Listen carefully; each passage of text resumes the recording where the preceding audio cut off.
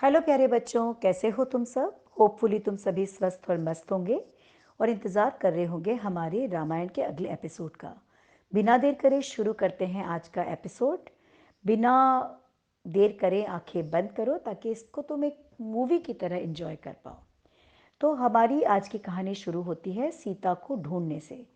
राम और लक्ष्मण सीता को ढूंढने के लिए जगह जगह भटक रहे थे और भटकते भटकते एक बहुत ही प्यारे जंगल में, जहाँ पंपा नाम का एक लेक था, एक झील थी पंपा नाम की, वहाँ वो पहुँचे। और वहाँ रहता था एक वानर राज सुग्रीव, है ना। सुग्रीव वानर राज का अर्थ होता है जो कि जिनका शरीर इंसानों का होता है लेकिन चेहरा बंदरों जैसा होता है, जैसे हनुमान जी थे ना। और उस वक्त ये लोग बड़े ही शक्तिशाली होते थे। इनके अंदर बहुत ही ज़्यादा ताकत होती थी, बहुत स्ट्रांग होते थे ये लोग। तो वहाँ पे रामचंद्र जी और लक्ष्मण जी मिले सुग्रीव से, और सुग्रीव से मिलवाने में हेल्प की श्री राम ने, श्री हनुमान ने। श्री राम ने नहीं, श्री हनुमान ने। तो यहाँ पर सुग्रीव से मिलने के बाद क्या हुआ, इससे पहले हमें सुग्रीव की स्टोरी समझनी होगी, क्योंकि सुग्रीव की स्टोरी जो अब मैं आपको सुनाने जा रही हूँ, इसका बहुत बड़ा रोल है पूरे रामायण में। तो सुग्रीव और वाली, ये दो सगे भाई थे और ये दोनों बिल्कुल एक जैसे दिखते थे। इनकी शक्ल एक जैसी थी, इनका स्किन कॉम्प्लेक्शन एक जैसा था। दोनों एक ही जितने टॉल थे, एक ही जितने स्ट्रांग थे। तो दोनों एक ही जैसे दिखते थे, वाली और सुग्रीव। वाली बड़ा था और सुग्रीव छोटा भाई था। ये दोनों बहुत ही प्यार से रहते थे, एक दूसरे की बहुत रिस्पेक्ट करते थे।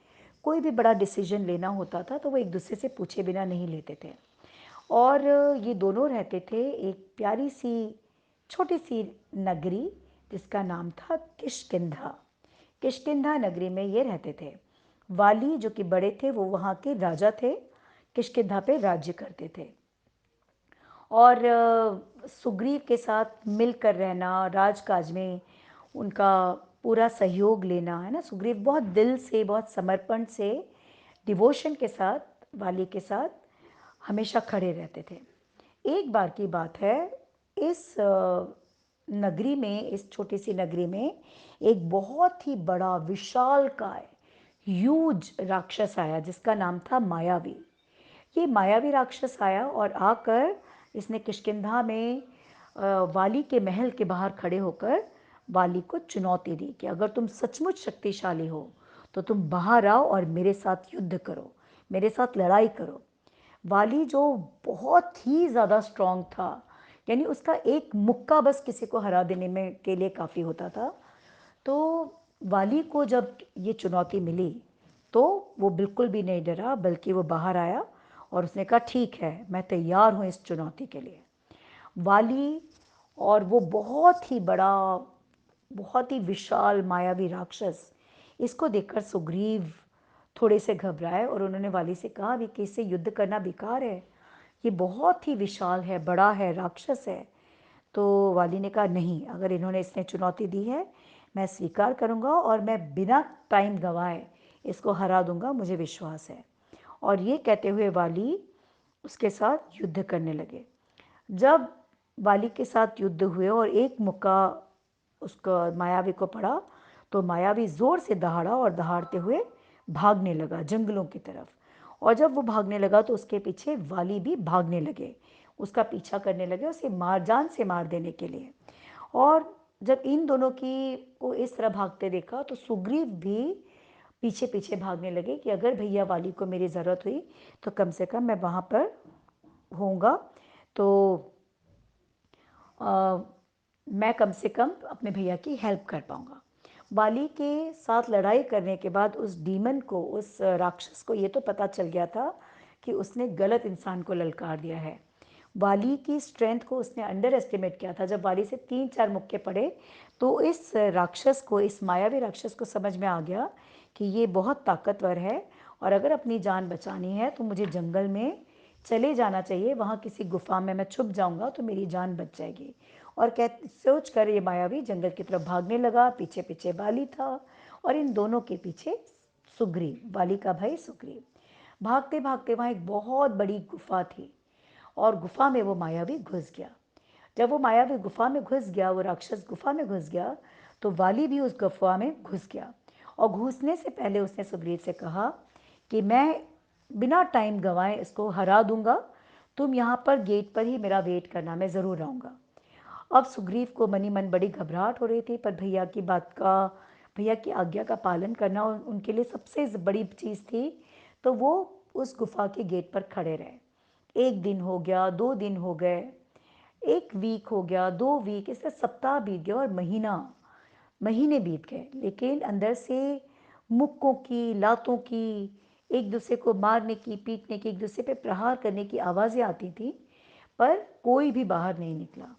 और इंतज़ार करते करते एक दिन बाहर खड़े हुए सुग्रीव ने देखा कि उनके एक खून की धारा, जो खून जो गर्म है, जैसे कि अभी अभी कोई एक्सपायर हुआ है, तो खून की झागदार धारा बाहर आ रही है।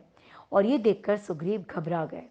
सुग्रीव ने ज़ोर ज़ोर से आवाज़ें लगाना शुरू कर दिया, वाली वाली वाली, तुम कहाँ हो वाली।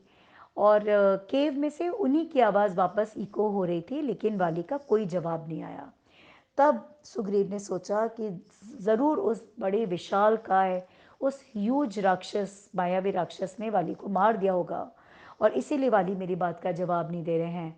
अब सुग्रीव ने सोचा कि वो मायावी राक्षस अगर बाहर आ गया तो वो मुझे भी ज़िंदा नहीं छोड़ेगा, और हो सकता है कि किष्किंधा में भी वो बहुत सारे लोगों को मार दे। तो सुग्रीव सोचने लगे कि मैं क्या कर सकता हूँ। तब सुग्रीव को सामने एक बहुत बड़ा पहाड़ नज़र आया, पत्थर नज़र आया। उसने सोचा कि मैं इस गुफा के दरवाजे को इस भारी पत्थर से बंद कर देता हूँ, तो अंदर ही वो राक्षस रह जाएगा और भूख प्यास से तड़प कर मर जाएगा। इससे मैं भी सेफ हो जाऊंगा और किष्किंधा को भी कोई खतरा नहीं होगा। और ये सोचते हुए, अपने भाई वाली के मर जाने का दुख मन में होने के बावजूद भी बहुत एफर्ट्स करके उस बड़े से भारी पत्थर को सुग्रीव ने उस केव के आगे फिक्स कर दिया, ताकि कि वो राक्षस बाहर ना आए। और बड़े भारी मन से सुग्रीव वापस किष्किंधा आ गए। उन्होंने सबको बताया कि इस तरह से बाली उस राक्षस से मारे गए। सब बहुत दुखी हुए, लेकिन फाइनली सिंहासन पर किसी को बिठाना था, तो सुग्रीव को सिंहासन पर बिठाया गया। सुग्रीव वहाँ पर राज्य करने लग गए, और इस तरह से चीज़ें बैक टू नॉर्मल, सब कुछ ठीक ठाक चलने लगा। लेकिन अचानक एक दिन कुछ ऐसा घटा जिसकी किसी ने कल्पना नहीं की थी। वो था बाली। वाली अचानक वहाँ पे प्रकट हुआ, और वाली गुस्से से पागल हो रहा था। उसे जैसे ही सुग्रीव को देखा, उसने उसके गुस्से का ठिकाना नहीं रहा। वो वाली जो अपने भाई को अपनी जान से ज़्यादा प्यार करते थे, वो सुग्रीव पर बहुत ही ज़्यादा गुस्सा हुआ और बोलने लगे, तुम आस्तीन के सांप हो, तुमने जिस थाली में खाया उसी में छेद किया। मैंने तुम्हें अपना सब कुछ माना, और तुमने मेरे यहाँ आकर इस राज्य को हड़पने के लिए झूठ मूठ मेरे मरने की खबर फैला दी। सुग्रीव ने जब ये सुना, तो सुग्रीव ने अपनी सफाई देने की कोशिश की कि भैया, मुझे लगा कि तुम मारे गए हो, मैंने तुम्हें आवाज़ें भी दी और तुमने कोई जवाब नहीं दिया। मेरा ऐसा कोई भी इंटेंशन नहीं था कि मैं तुम्हारी झूठी खबर फैलाकर इस राज्य को हड़प लूँ। ये राज्य तुम्हारा है, तुम लौट आए हो, मुझे कितनी खुशी हो रही है। ये राज्य तुम्हारा है। पर बाली गुस्से में पागल हो रहा था, और उसने कुछ भी बात सुग्रीव की नहीं सुनी। सुग्रीव को बहुत मारते हुए उसने उस राज्य से निकाल दिया। और सबसे बुरी बात जो वाली ने की वो ये कि सुग्रीव की पत्नी को वाली ने अपने पास ही रखा। और ये वो चीज़ थी जो बहुत ही गलत की वाली ने, कि सुग्रीव की पत्नी को भी उसने अपने पति के साथ नहीं जाने दिया और अपने आधिपत्य, अपने अधिकार में रखा। बहुत ही इंसल्टेड होकर सुग्रीव अपना मुंह लटकाए यहाँ पे पंपा झील के पास आ गए, सरोवर के पास आ गए, और यहीं जंगलों में ये रहने लगे। इंतज़ार कर रहे थे सही मौके का, जब वो वाली को हराकर अपनी पत्नी के को वापस पाएं, उन्हें अपनी पत्नी को खो देने का, और इस तरह से पत्नी से अलग करने के वाली के जो डिसीजन था, उसके लिए वो मनी मन बहुत दुखी थे। तो इस तरह से सुग्रीव इन जंगलों में आकर यहाँ पर अपने जो बहुत ही अपने विश्वास पात्र जो उनके सर्वेंट्स थे, सिपाही थे, उनके साथ वो यहाँ जैसे तैसे अपने आप को ज़िंदा रखे हुए थे, और एक सही मौके की तलाश में थे जब वो वाली को मारकर वापस अपनी पत्नी को के साथ रह पाए। और जब रामचंद्र जी सुग्रीव से मिले तो रामचंद्र जी ने जब सारी कहानी सुनी तो रामचंद्र जी ने कहा कि ये सबसे बड़ी गलती जो वाली ने की वो ये कि उसने तुम्हारी पत्नी को तुमसे छीना है और अपने अधिकार में ले लिया, और इसका दंड उसे मिलेगा। मैं तुम्हें प्रॉमिस करता हूँ कि उस वाली को मैं मारूंगा। रामचंद्र जी ने ये प्रॉमिस सुग्रीव से करा क्योंकि ये बहुत बड़ी गलती उसने की है। और मैं एक और प्रॉमिस तुम्हें करता हूँ कि वाली को मारने के बाद तुम किष्किंधा का राज्य करोगे। किष्किंधा का राज्य मुकुट तुम्हारे सिर पर होगा क्योंकि वाली ने तुम्हारे साथ बहुत ही ज़्यादा अनुचित व्यवहार करा है, गलत व्यवहार करा है। और इसके बदले में सुग्रीव ने कहा कि मैं सिर्फ एड़ी चोटी का जोर लगा दूंगा सीता को ढूंढने में, और मेरी पूरी सेना है ना, किष्किंधा की पूरी सेना तुम्हारे साथ होगी। युद्ध हो चाहे उसे सीता को ढूंढना हो, पग पग पर मैं तुम्हारा साथ दूंगा। तो इस तरह से इन दोनों की दोस्ती हुई। और दोस्ती के बाद आगे फिर क्या हुआ, रामचंद्र जी ने किस तरह से वाली को मारा, वो उसको मार भी पाए या नहीं, या मारते वक्त क्या मुश्किलों का उन्होंने सामना किया, फिर आगे की स्टोरी किस तरह आगे बढ़ी, ये हम सुनेंगे कल के एपिसोड में। तो आज की इस स्टोरी को मैं यहीं फिनिश करती हूँ। होपफुली तुम्हें ये पसंद आई होगी। इसे अपने friends, relatives, neighbours, cousins, school friends सबके साथ शेयर करना ना भूलना। हमारे चैनल को झटपट सब्सक्राइब कर लेना, बेल आइकन को हिट कर देना। तब तक के लिए ढेर सारी ब्लेसिंग्स के साथ good night, take care, bye bye.